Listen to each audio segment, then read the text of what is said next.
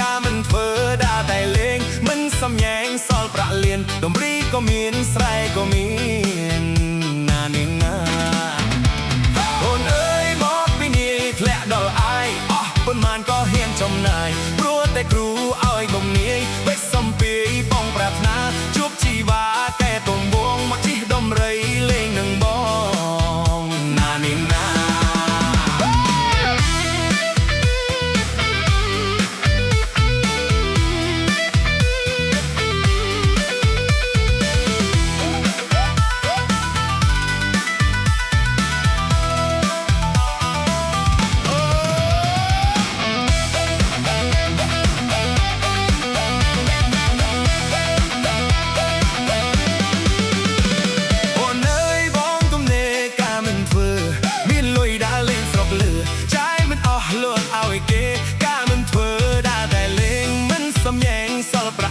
ដំរីក៏មានស្រែក៏មា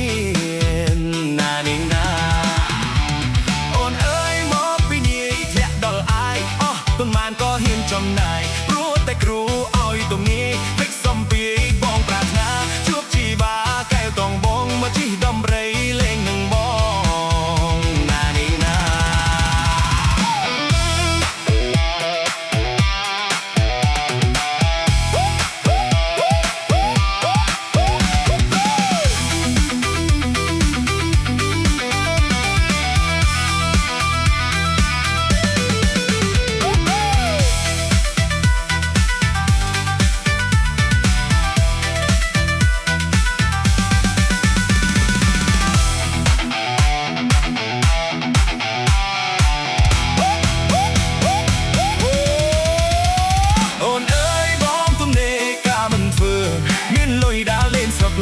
ចាយមិនអស់លោកឲ្យគេការមិនធ្វើដាតែលេងមិនសំញែងសល់ប្រាក់លៀនដំរីក៏មានស្រែក៏មានណានាងណា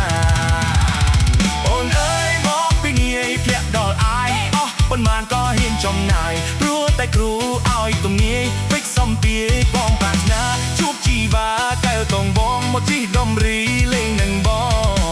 ងណានាងណា